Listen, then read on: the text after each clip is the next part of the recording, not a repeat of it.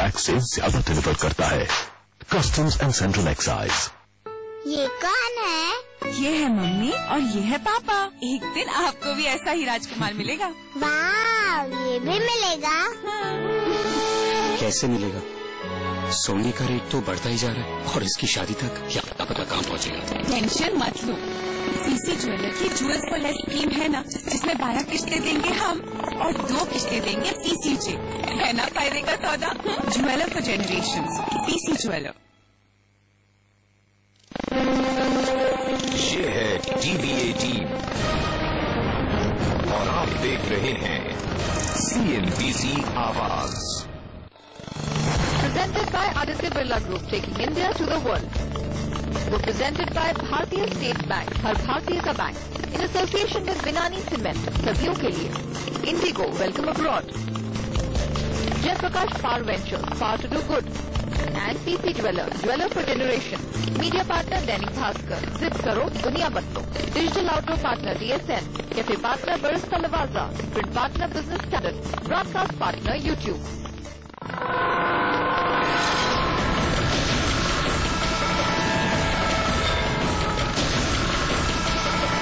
नमस्कार। Rail budget की उल्टी गिनती शुरू हो चुकी है, तैयारियां भी पूरी हो चुकी हैं, लेकिन सवाल ये है कि खजाना खाली है, कहीं से मदद की भी उम्मीद नहीं है। ऐसे में रेलवे कैसे पूरी कर पाएगी खुद की जरूरत और पूरे देश की उम्मीदें?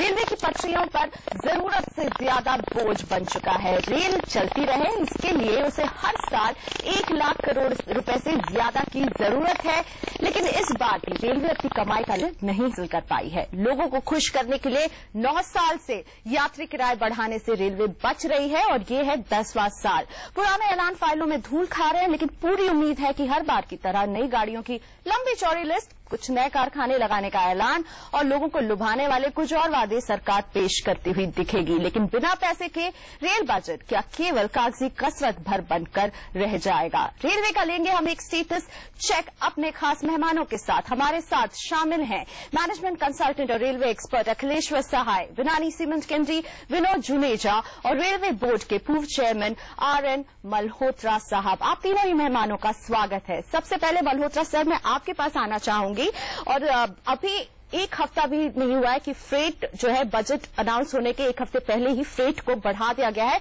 19 से 33% तक, और ये कदम कहीं ना कहीं उन लोगों को रेलवे से कहीं दूर तो नहीं ले जाएगा जो फ्रेट का एक बहुत अच्छा सोर्स ऑफ इनकम देते हैं, यानी इंडस्ट्री को रेलवे से कहीं दूर तो नहीं ले जाएगा बार बार ये फ्रेट जो बढ़ते हैं? नहीं, ये तो शायद इतना ज्यादा पॉसिबल नहीं हो, क्योंकि रेलवे ज्यादातर बल्क फ्रेट ले जाती है। कोयला, iron ore, steel, fertiliser, food grain वगैरह, और वो ऐसी चीजें हैं जो कि उनके लिए जो रोड ट्रांसपोर्ट से अगर जाएं तो बहुत ज्यादा रोड ट्रांसपोर्ट चाहिए जो कि अवेलेबल नहीं होती है। पर यह जरूर है कि ये रेट बढ़ाने से जो एडवर्स इफेक्ट होगा जो इन्फ्लेशन के ऊपर और कंट्री की इकोनॉमी के ऊपर, वो तो रहेगा। साथ ही मैं सहाय जी आपसे समझना चाहूंगी, क्या ये फ्रेट बढ़ाकर वो जो खजाने में एक गैप है उससे मीट किया जा सकता है? क्या ये कदम उस खजाने को भरने में कितना सहायक हो सकता है या होता है? प्रियंका, ये साल तो गया, क्योंकि ये जो फ्रेट बढ़े हैं अभी 4 दिन पहले, उससे रेलवे के इस साल के आमदनी पे कोई अंतर नहीं पड़ने वाला जी।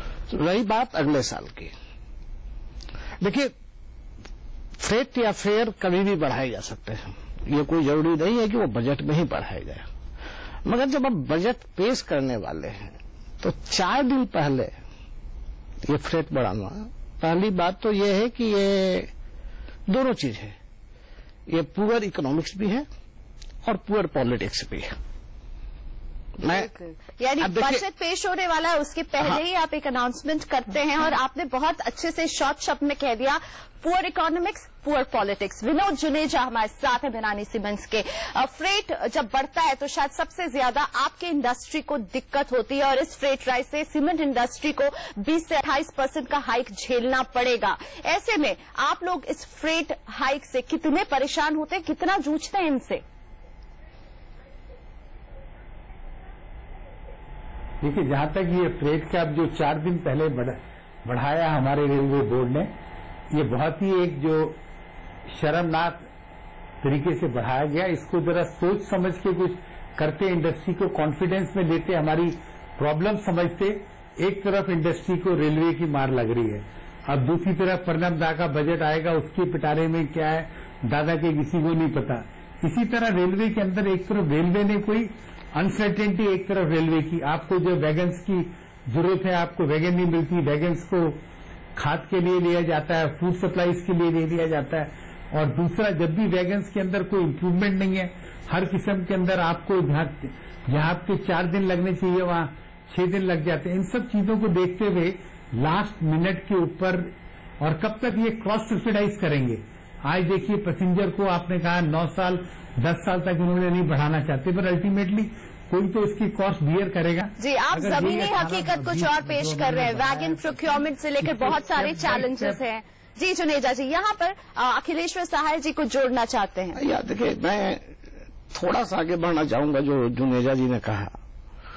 देखिए, जहां तक फ्रेट चार्जेज इंडिया के हैं ना, ऑलरेडी इस देश की हालत यह हो गई है कि फ्रेट चार्जेस, अगर आप कंपैरेटिव फ्रेट चार्जेस बाकी देशों में देखें तो बहुत ज्यादा हो गए।